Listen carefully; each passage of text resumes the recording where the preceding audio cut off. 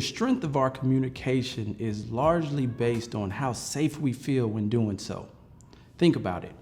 Why are we able to open up to complete strangers?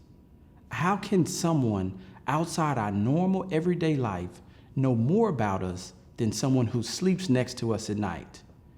It's not that they have a longer history with us. It's not that we have more in common with them or even share the same goals. No, it's because we'll never talk to them again. And because of this, we feel safe. They don't know our family, kids. They don't hang in the same social circles. They can't embarrass us or use what we say later in an argument. We don't have to pretend or screen our words before saying them. They can't judge us. And if they did, who cares? We don't have to live or interact with their judgment beyond that brief moment. We feel safe, and therefore, we're able to open up and be ourselves. The reason why it is important to be open and vulnerable is because then it keeps the honesty. You know, like you are able to really hear what someone is trying to convey to you, even if you don't like it. Because sometimes I don't like what you're saying, but I can hear what you're saying, and I can then take that and do something with that. I think because it's rooted in honesty. It's rooted in raw emotions and feelings. And I think at the end of the day, we're human, and human connection is what we're both seeking. And so if I'm being honest with him regarding how I feel, I'm hopeful that those emotions, those feelings is something that he can connect to and that he can hear me. And we're able to address that, to address the root of it, and not talk about the surface things on the top that really aren't at the core. So if we're both being vulnerable, both being honest in that conversation, hopefully we can get at the actual root and be able to move forward faster. I think another thing I thought about too, why it's so important to be vulnerable and communicate, is because we have kids. And like, particularly for me as a man, it wasn't modeled to me what it means to be vulnerable, what it means to share my feelings. It was almost like, you know, the anti of what it means to do that. It was discouraged. And I don't want my son or my daughter to fall into that trap. I want both my kids to see a really good example of what it looks like when a man actively communicates and is vulnerable for my daughters and my son, so that they can both do that to anyone that they might be in relationship in the future, and so that they expect it from anybody that they're in a relationship with. When couples express that they have problems with communication in their relationship, I normally ask, has this always been the case? And more times than not, the answer is no. Which means somewhere along the way, something happened. And that something is normally an event that made them feel unsafe. Communicating beyond the surface level requires a degree of vulnerability. When I say vulnerability, I'm not simply talking about expressing our feelings and emotions. Yes, that's a part of it, but it's not the only part. Vulnerability is doing anything that puts us at risk. That can be us talking about something we are excited about, sharing intimate details about our past. If there is any risk of us experiencing a negative feeling because of something we say or do, then we're being vulnerable.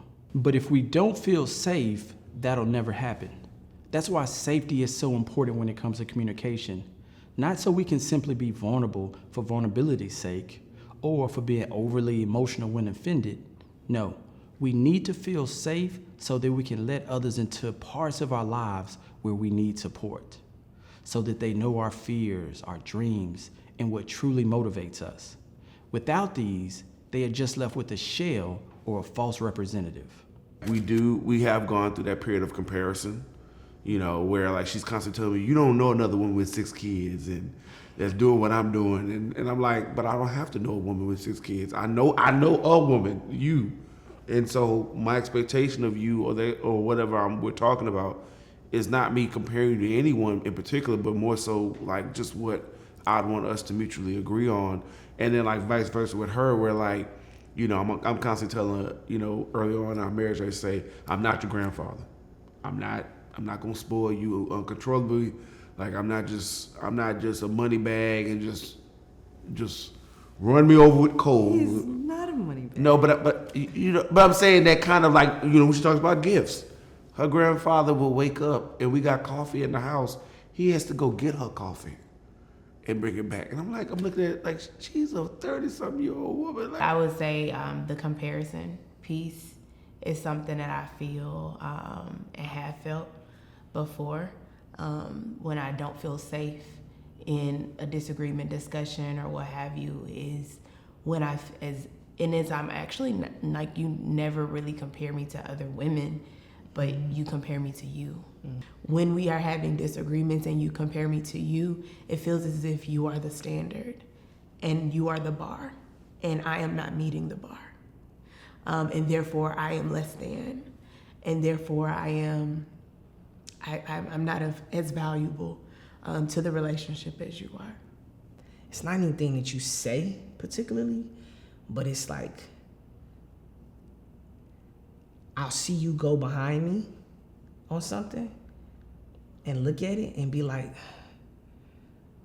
or like shake your head, or like sigh deeply, or be like scrubbing something after I've already tried, or you'll ask a question in relation to the kids that will really, there'll be like malice behind that question, as it like, it's not like, did you do this thing, but why didn't you do this thing? What makes us feel unsafe when communicating is not always what we think. Normally, when we hear safety, we think about abuse, which obviously will have a major impact on how we communicate. However, what I'm referring to now is what I call safety hazards. Unlike abuse, safety hazards can be overlooked because they won't destroy a relationship immediately. And to some extent, there is room for interpretation, which adds to the complexity, because they're not always obvious or black and white. But the danger and the risk they create over time makes effective communication impossible. It's important to know that if you're having problems with communication in your relationship, there is a high probability that one of you doesn't feel safe. Here are the most common safety hazards that impact our ability to communicate. Judgment prevents us from being ourselves. When we are judged, we are being evaluated. And when we're being evaluated, we have to perform, which means there's a chance that our performance will not measure up. It's impossible to openly communicate while harboring thoughts of not being enough at the same time. There is a part in all of us that doesn't fit in. What makes us have a connection with some people and not others is that those who get us are able to understand and relate to aspects of us that don't fit in with the majority. The problem, however, is that when we feel judged, we leave these out and assimilate to a version that is both general and normal. We leave out what is unique and adjust to what we believe is acceptable.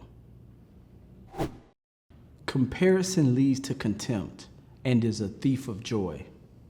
It's hard to appreciate what is when our focus is on everything that is not. That's what comparison does. It creates an appetite for more, regardless of how much already exists. So when it comes to communication, comparison is a safety hazard because it causes us to subconsciously undermine the person we're in a relationship with. How can you communicate effectively if you are secretly dissatisfied with the person you're talking to? And how can you ever be satisfied if you're comparing them to somebody they're not?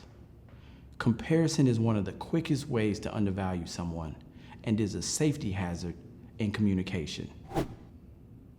When we believe our opinion doesn't count, or when we talk with someone who is already convinced of theirs, we risk losing our voice in the relationship. This is a safety hazard because normally one or two things will happen. Either one, you'll grow exhausted trying to convince them to consider your point of view, or two, you'll retreat into silence and adopt the path of least resistance. When either happens, you risk being detached in the relationship or disconnecting from your own desires. That's why some people gravitate to people outside of the relationship. It's not that they're interested, but they provide an irresistible place for them to be heard and understood. Community and connection are basic human needs. Regardless of whether you're an introvert or an extrovert, these are fundamental to being alive. Think about it. Solitary confinement, even among the most hardened criminals, is said to be inhumane. It's a form of punishment for people who are already being punished. The same is true in relationships. The fear of being isolated from those we need to connect with can override our ability to openly communicate. If you believe that expressing your thoughts and feelings will push you further away from someone you love, there is a higher likelihood that you'll keep whatever it is to yourself. Time and time again, I ask people whether or not they've talked to their spouse about what it is that's bothering them. And many times, I get the same answer: no. One of the reasons for this is that they fear the conversation will create further distance and have the opposite effect of what they intended. The fear of being even more isolated keeps them from opening up, even about things that are problematic. One of the top reasons that people cheat on their spouse is because they felt desired. Desire is like a magnetic pull that is hard to resist. Even if you're not that into a person, their desire for you can make them attractive. It's something about being desired that makes us feel valued, special, and important. When we feel desired, it can cause us to overlook our own flaws. But when it comes to communication, this is also one of the reasons we hold back. It's the fear of being less desirable in the eyes of someone who matters. Here are some examples. Why didn't you tell me this sooner? I would have helped. If I knew you didn't have it, then if that's how you really felt, you should have said something. These are the statements I hear in counseling all the time when someone fears jeopardizing a desirable image. That image can be someone who always has it figured out, someone who doesn't get scared, someone who never worries about things. But the truth is, you'll never be able to communicate effectively if doing so means you are less desirable. The way you were learning to express yourself with each other, because you're different people trying to become one person. So that, yeah. But, knowing that, hey, you don't say certain things, or you don't hit below the belt, or you try to stay above board with just the way you handle each other. I would say the ability to be your full self. Like one of the things, I've always told my wife, like if I were to ever like step out on the relationship per se, like she'd be the first one to know. Like I've told her that. Like I told her that from day one. Like if I ever have any inclination that like you are not the one for me, you will be the first one. You will not have to hear it nowhere else. No one needed to come tell you nothing. Like that kind of say, like any of my, like I tell her all the time, like she knows me more than anyone on this planet. Like my mother don't know things that she knows. Like a person I would consider my best friend don't know, which like safety to me is like in a marriage is where that one individual is truly your best friend, and it transcends like best friend to where like they are your true confidant. Like there's nothing or anything that you could not share. Even like some that might say was dark, but sometimes we dark people. Like, so, at least for me and Sean, I think we've gotten to a place that like, there's nothing that she and I could not like really talk through. She might look at me a little strange because, like what, why is that in your mind? But like, I feel comfortable where we're at in our marriage and our relationship to where like nothing's off the table, like nothing. I feel safe when I can freely, truly be myself in a conversation, when I don't fear how you will react to something that I say. I don't fear you will be upset with me, that that I'm not perfect, that I too make mistakes, and that I'm okay to make those mistakes, and that I can be forgiven, truly forgiven for those mistakes. We know at this point that if you don't feel safe, it's going to have a negative effect on your ability to communicate. Typically, our immediate reaction is to place that responsibility on someone else. You make me feel unsafe, which in certain instances is absolutely true.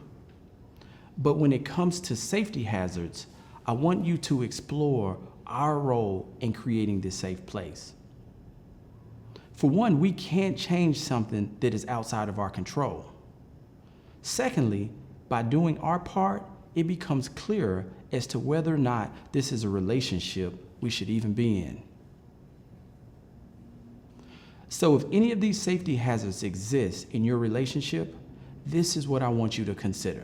First, it's important that you understand what makes you feel unsafe. For one, the more we experience an unsafe environment, the more we adapt. The more we adapt, the more out of touch we become with just how unsafe that environment actually is. Which means our safety can be at risk and we not even be aware of it. Secondly, know that what triggers our hurt and what caused our hurt can be totally different. It's possible to blame someone for causing us to feel unsafe when in reality, they only triggered us. When we don't know what makes us unsafe, we react to those triggers and make others responsible in the process. This reaction is usually unproductive and distracts us from the main issue, whether it's shutting down, attacking the other person, or bringing up the past. Without knowledge of what makes you feel unsafe, it's impossible to address it. Once you understand what makes you feel unsafe, the next step is to overcome mental barriers that will prevent you from addressing any safety issues with your partner. The first mental barrier is being an expert on how someone will respond. All too often, we don't address issues because in our minds, we already know what they're gonna say, or we've already told them this before and don't believe we should have to bring it up again. When we become an expert on old outcomes, we don't do things to create new outcomes. As a result, we get the same thing over and over again. The next mental barrier is our own fear. Doing what's scary is sometimes the best strategy to create a safe environment. It can be having a tough conversation. It could be just saying no. Whatever that scary act is for you, it may be the missing piece to your own safety. It's also important that you don't confuse safety and comfort, because you can grow comfortable in an unsafe environment. The third step in creating a safe environment is to know what a safe environment looks like. We may know what a safe environment feels like, but by communicating your needs according to how you feel, you could leave out practical changes that someone can incorporate. Also, how we feel can be influenced by a number of different factors. But when you discuss what a safe environment looks like, you're able to highlight things you want to see different. The fourth step is to speak up and show up. All of this information is no good if you never say anything about it. If you hold it in and expect the other person to read your mind or just to intuitively know what it is that makes you feel unsafe, then you have set an unrealistic expectation. But when you speak up, it does more than let the other person know something. You are giving them an opportunity to adjust any behavior that is causing you to feel unsafe, which, if they don't adjust, you have a decision to make about the relationship altogether. I think for me, it eliminates the possibility of keeping secrets amongst each other. Like she never has to question. Like if she has a question, she feels comfortable. She should feel comfortable enough to come tell me what that question is, and I should feel comfortable enough to be able to provide her an answer. And that really, like, by doing that, you don't you're not surprised. There really shouldn't. I mean, every now and then you might be a little thrown off, like, oh, that's really what you've been experiencing or thinking. But like, there's really not a ton of surprises outside of our usual blind spots. You know, some people, or there are some people who be like, no one ever knows everything. You know, you got your one friend over here, one friend over here, one friend over here. You tell them all 3 different groups of things. So no one ever knows the totality of whatever it is that you're going through. But your spouse, the person that you see every single day and do things with every single day, ought to be that person that you can tell the craziest things to, you know, and be able for them to tell you that, yeah, you're crazy. Yeah, and you fine with that. Like, I think kind of goes back to the conversation around values. Like, you have to you got to have similar values to even be in a position to be able to get to that point. Like, if me and Sean didn't have like similar values around faith, family, to where like it's bigger than whatever we talking about in that moment or whatever just shocked us. Yeah. That like it's what always brings us back to center is faith, and then secondly our family, and that whatever we have to go through, work through, talk through, fight through, don't talk through, we willing to do that for the sake of those values. And so I think it's really important that when you're like exploring marriage and like long-term relationship, that you are like aligned and compatible in regards to those things. I think you should really start to ask yourself why, and start to interrogate within yourself, where does that feeling of unsafety come from? Why does that feeling exist? Start to uncover whether it's something within yourself or a dynamic that may exist between you and your partner. But that is worth discussing. That is worth figuring out, because safety is needed. Safety is foundational to effective communication. When you don't feel safe, it is impossible to build anything of value. However, the power is in the choices you make. You get to decide, but make safety your priority.